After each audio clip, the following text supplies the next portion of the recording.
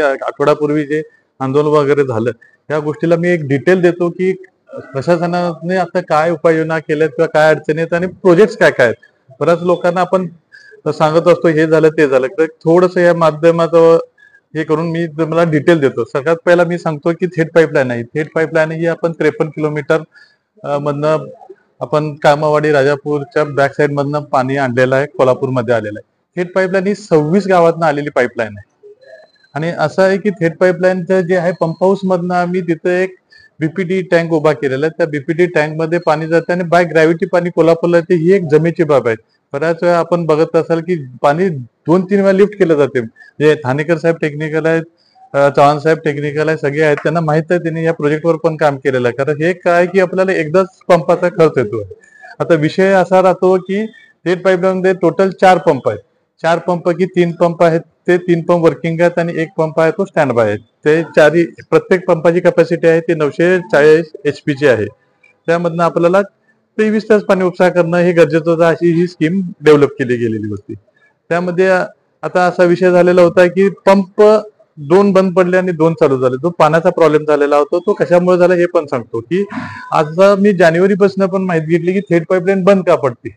आता मग अशी ठाणेकर साहेबांनी जे सांगितलं की 20 किलोमीटर जंगलातली गेली पाईपलाईन, त्यामधनं फॉरेस्टच्या कोर एरियामध्ये होते, परमिशन घ्यायला लागते, हे सगळं मान्य आहे.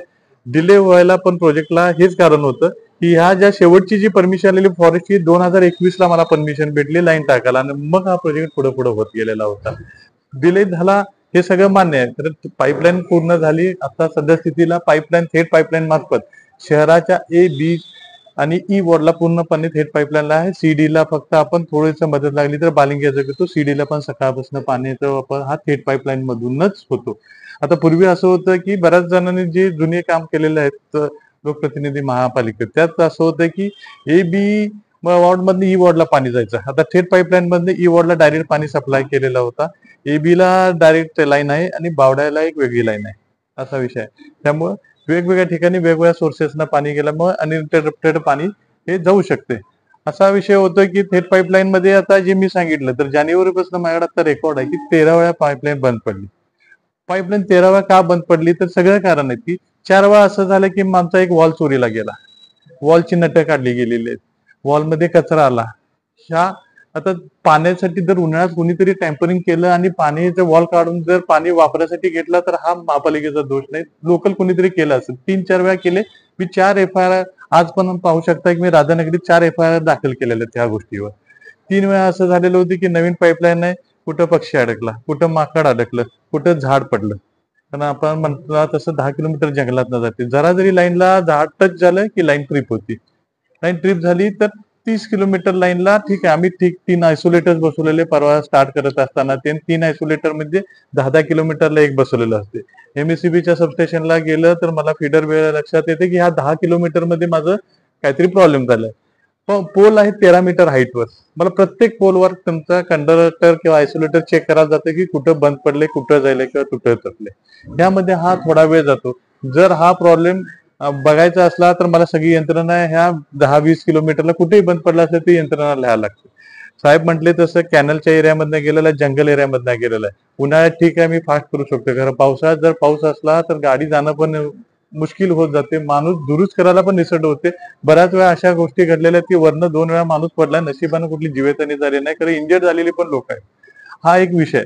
दुसरा 2 वेळा 3 वेळा प्रॉब्लेम झाला, हा सॉफ्टवेअरचा प्रॉब्लेम झाला हे पण मान्य करतो. आता जे परवा सॉफ्टवेअरचा प्रॉब्लेम झालेला होता, परत माझं मत 29/4 पण सॉफ्टवेअरचा एक प्रॉब्लेम झालेला होता. आणि अजून एक प्रॉब्लेम झालेला होता साधारण 6-7 ला एक प्रॉब्लेम झाला. तर हे 3-4 झाले सॉफ्टवेअरचे प्रॉब्लेम झालेले. ABB कंपनीचं आपण ते सॉफ्टवेअर बसवलेले होते, हे होते. बऱ्याच वेळा असं झालेलं होतं की आमच्या जे हे आहेत कर्मचारी आहेत किंवा तिथे टेक्निशियन्स आहेत त्यांच्या मार्फत हा प्रॉब्लेम सॉल्व्ह केला गेलेला होता. त्यामुळे 1-2 दिवस प्रॉब्लेम झालेला होता आणि इश्यू सॉर्ट आउट झालेला होता. त्यावेळी असा प्रॉब्लेम झालेला होता कारण मी स्वतः तिथं 3 दिवस मी तिथं उभारून होतो. 2 वेळा असं झालं की VFD खराब झाला. माझ्याकडे आता फोटो पण आहे की VFD शॉर्ट सर्किट झाला आम्ही पुण्यातनं इंडस्ट्रियल एरियामधनं आणला, तो बसवला. दुसरा प्रॉब्लेम डिटेक्ट झाला, थायरस्टर क्रोबार खराब झाला. पुन्हा महानगरपालिकेला आयुक्तांनी फोन करून पुन्हा महानगरपालिकेच्या प्रशासकांकडनं पण ते थायरस्टर केबलची मागणी केली, तो आणवला. ते बसून चालू केल्यानंतर कम्युनिकेशन फॉल्ट झाला. एक एक फॉल्ट ही क्रिएट झाले. शेवटी असं झालं की सगळ्या गोष्टी आम्ही केल्यावर आम्हाला लक्षात आलं की ज्या कंपनीचं सॉफ्टवेअर आहे, पेटेंटेड सॉफ्टवेअर आहे, त्या व्यक्तीच्या माणसाला बोलवल्याशिवाय ते आता दुरुस्त होणार नाही. जेवढे आमच्याकडनं टेक्निशियन होते किंवा इतर जे लोक आम्हाला कन्सल्टंट होते त्या लोकांकडनं पण आम्ही सगळ्यांना बोलवून घेतलेलं होतं, तिथे गेलेलं होतं, जेणेकरून सणात हा प्रॉब्लेम होऊ नये. तर असा प्रॉब्लेम झाला की आमच्याकडनं जेवढे आम्ही प्रयत्न केले होते ते प्रयत्न आम्हाला यश आल्या नाहीमुळे आम्हाला बोलवायला लागला आणि जो आमचा कंपनीचा माणूस सुरतवरनं बोलवून घेतल्यानंतर तो माणूस आला आणि त्याने 8-9 तासाच्या ह्यानं ते दुरुस्त केल्यानंतर साधारण शुक्रवारी संध्याकाळपासून 12 नंतर पाणी पुरवठा चालू झाला. हे आता ट्रिप झालं, ही ट्रिप मला सांगून होत नाही किंवा काय होत नाही. ट्रिप हा चालू स्थितीतच पहाटेला रविवारी पहाटेला पंप ट्रिप झाला. हा कुठे इंडिकेशन दाखवत नाही की बाबा हे आता काहीतरी प्रॉब्लेम झाल्याने हे झाले. रेग्युलर मेंटेनन्स हा कंपनी मार्फत महापालिका पे करते ते कंपनीला, कारण कंपनीकडे ज्यांनी बनवलेलं आहे त्यांच्याकडे 5 वर्षाचा ऑपरेशन मेंटेनन्स पिरियड आहे. आता सध्या त्याचे 2 वर्ष संपत आलेले आहे.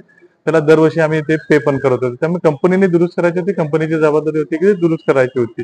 जी पण कंपनी करत असती, तर जर मॅनमेड झालं असलं किंवा याचा फॉल्ट असला, सॉफ्टवेअर फॉल्ट असला, तर ते आम्हाला त्याकडनं जेवढा परिणाम होते तेवढा आम्ही करू शकतो, इतर शक्य होत नाही. दुसरी गोष्ट आता की मी एक एक गोष्ट घेतो त्याचं सांगड घालतो. अमृत एक योजना कोल्हापूर शहरात चालू आहे. मॅडम म्हटले की रस्ते खुदाई झाले, हे खुदाई झाले, किंवा साहेब पण म्हटले. मला मान्य आहे की साहेब पूर्वी 2017 पर्यंत इन्व्हेंटरी महापालिकेकडे नव्हती, हे पण मी पण मान्य करतो. तर अमृत 2017ला जेव्हा अमृत प्रोजेक्ट करत असताना एका कंपनीमार्फत जसं साहेब म्हटले तसं प्रोजेक्ट रिपेअर फॉरवर्ड करत असताना शहराचा जेवढा शक्य आहे त्या एमजीपीच्या किंवा जे जुने लोक आहेत, साहेब बाई म्हटले त्याचे, त्या जुन्या लोकांकडनं जिथं पाईपलाईन आहे तो सर्वे केला. नवीन पाईपलाईन कुठं टाकायचा आहे तो पण सर्वे केला गेलेला होता. आणि त्याच्यानंतर तो रिपेअर मंजूर झाला आणि प्रोजेक्ट हा सुरू झालेला होता. या प्रोजेक्टमध्ये काय होतं की 396 किलोमीटर पाईपलाईन टाकायची होती आणि 12 टाक्या आणि 2 संप बांधायचे होते. त्यापैकी 11 टाक्या बांधून झालेल्या आहेत, 2 संप बांधून झालेले, एक शिवाजी पार्कची टाकी तेवढी चालू आहे. मी हे का सांगतो, तर ह्यात जो मगाशी शांकी साहेबांनी जो विषय काढलेला होता की बाबा 2 लाईन मध्ये पाणी जाते, हे जाते, मुळात थेट पाईपलाईन आणि अमृत योजना हे एकमेकाला कॉम्प्लिमेंटरी असायला पाहिजे होतं की पाणी आलं तर ते शहराला व्यवस्थित वितरित व्हायला पाहिजे होतं. हे तसं झालेलं आहे, मिसमॅच झालेलं आहे. त्यामुळे आता काय झालेलं की बऱ्याच ठिकाणी जसं मगाशी साहेबांनी म्हटलं तसं एकाच गल्लीत 2 ठिकाणी पाईप माझ्या पडलेले आहेत. लोकांचे कनेक्शन जुन्या पाईपवर आहेत. आम्ही बऱ्याच वेळा लोकांना म्हणतो की नवीन वर शिफ्ट करा, म्हणजे जुनी लाईन बंद करायला लागतात. विषय परत येतो की पैसे कोण घालायचे. पण टेंडरमध्ये अमृतच्या असा क्लॉज आहे की 348 किलोमीटर नवीन लाईन आणि 48 किलोमीटर आहे रिप्लेसमेंट पाईपलाईन आहे. रिप्लेसमेंट पाईपलाईनला 15,200 कनेक्शनला फक्त आम्ही कॉन्ट्रॅक्टरला पे करू शकतो. ते आज 17,000 कनेक्शन झालेले आहेत. 15,200 पेमेंट केले, वरचं पेमेंट अजून आम्ही कॉन्ट्रॅक्टरनं मागणी केलेली आहे, त्याचा सोर्स व्हायचा. आता नवीन कनेक्शन घ्यायला माझं मत आहे की जर बाबा जुन्या कनेक्शन झालेल्या आहेत, साहेब म्हटलं त्याच्या खराब झालेल्या आहेत, बऱ्याच वर्ष झालेल्या आहेत असं आहे. त्यामुळे खराब झालेल्या लाईन असल्या तर ते नवीन लाईन जिथं बघूनच शिफ्ट केलेल्या आहेत. माझी या माध्यमातून लोकांना विनंती आहे की त्यांनी नवीन लाईनवर लोकांनी स्वतःहून शिफ्ट करून घ्यावं. त्यांनी कुणाकडून शिफ्ट करून घ्यायचं असं काय आताच नाही. त्यांनी जरी त्या प्लंबरकडनं फुकट करून घेतलं किंवा मिनिमम खर्च घेतला महापालिकेचं, त्याला कुठलंही ऑब्जेक्शन राहणार नाही.